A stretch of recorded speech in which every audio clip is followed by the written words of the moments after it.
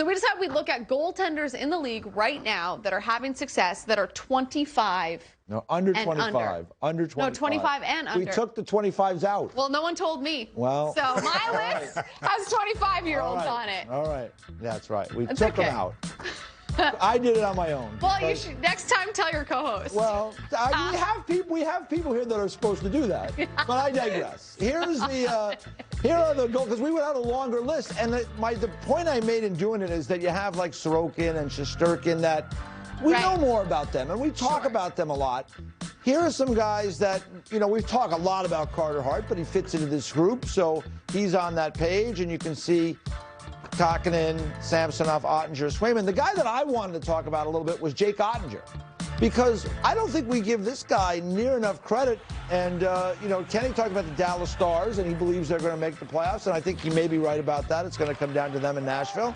But if they do, I think they owe a debt of gratitude to that young guy right there, because he has had to come in. Ben Bishop has been out of the picture this year, and you've had Anton Hudobin, who's had a little bit of some ups and downs and had some issues, COVID issues he had to sit out, and they've had to lean on Ottinger in a bunch of games.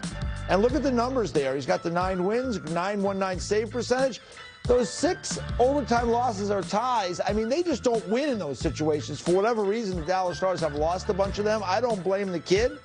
I think he has come in and played very well for them this year in a tough spot, coming off a trip to the final where the team doesn't win, and then you have injury issues and other issues. So for me, I don't think we talk near enough about Ottinger. I think he's been really good. Yeah, and the body of work. He's played some games here. Yeah. He's played a lot of games this season, and Dallas has needed him, no question about it. And sometimes we get caught up in 1 or 2 guys that are hyped up a little more going into their careers in the National Hockey League, but Ottinger has been terrific, and I don't know if they knew exactly what to expect this season and how much he would play if Bishop was not injured, but boy, has he stepped up. I like Swayman and Bossman.